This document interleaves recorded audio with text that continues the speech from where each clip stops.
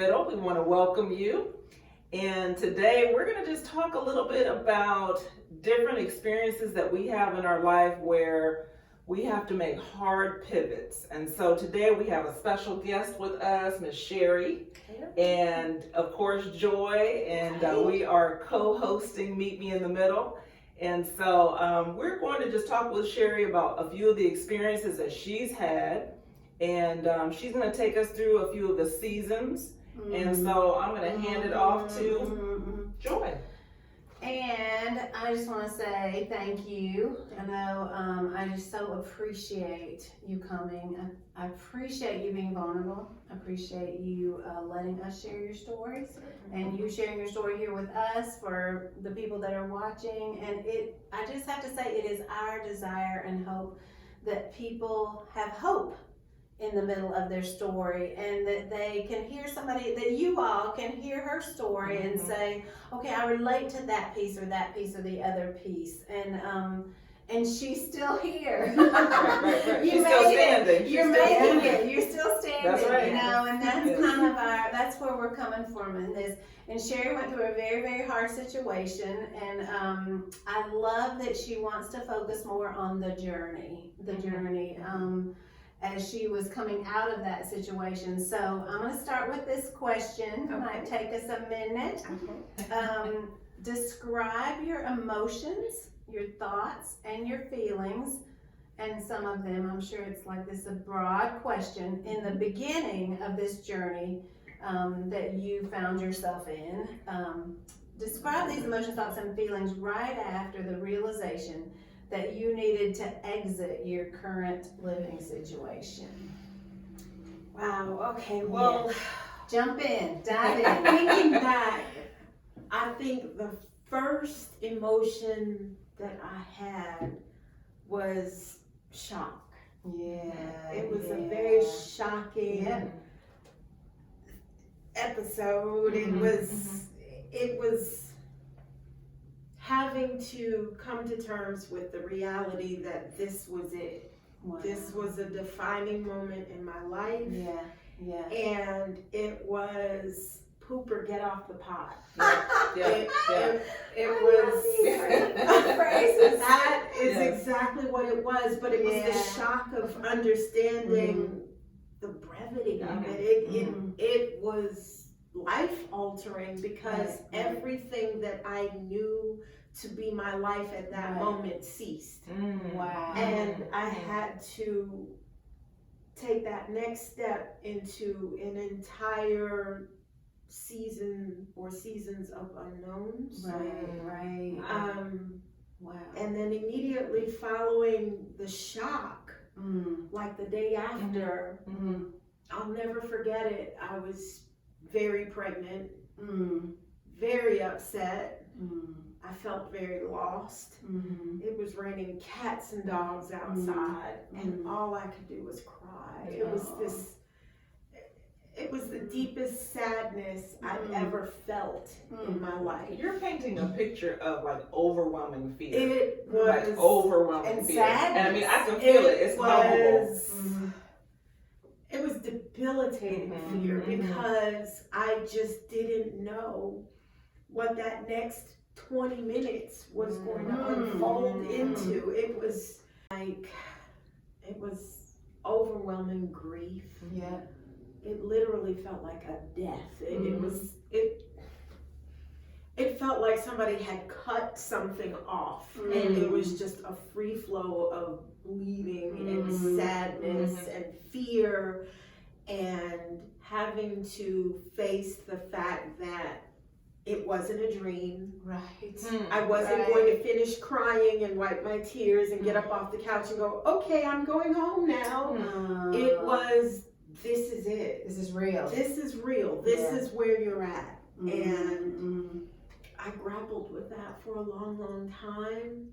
I was probably 6 weeks, maybe 4 to 6, not even. I was just a couple of weeks away from labor. Oh, wow. I was about to have my child. So you were hormonal on top of that. You're very Hormonal, emotional. very pregnant, very alone, very in a situation where there was no going back. And it's like you can't turn the channel. Right. I couldn't. Right. That's a good way to put it. I Yeah. did everything I knew to do to try to shift, to try to distract myself. Nothing worked. It was brazen reality, and it was just standing there going, here I am. Exactly. Deal with me or don't. Right. And it was a lot. Yeah. So when you're at that point and you're able to basically crawl emotionally to the next point, what is that first step? Putting one knee in front of the other and hoping that you get where you're trying to go. I can't even. Well, see, and I love that you use the word knee because you can't even walk. No, You are crawling. It was worse than a gut blow. It was worse than knocking me down. I was broken. Period. Broken. And I felt helpless. And I felt like I couldn't even muster the strength to get through the rest of the day. It was an overwhelming depression that came over me, and I couldn't escape it. I couldn't read my way out of it. Reading is my escape sometimes. You know how some people might zone out and do something for a couple of hours to kind of escape? Right. I wanted to open a book and live in whatever that reality was in the book. And it was just a struggle trying to get to the next page, because in the back of my mind, I was like, when you close this book, you'll be right back where you were. You're still here. And still in it. I remember probably a week after I arrived, where I was at the safe house, I just wanted to run away. I wanted to run away from what I was dealing with. I wanted to run away from the reality of what I was dealing with. I wanted so bad to have something to run to that I got in my car and I just drove. And I just drove and I just drove and I cried and I prayed and I drove until the sun started setting, and I realized there's no end point to where you're driving. The only thing you can do is turn around and go back because there was no running from it. None.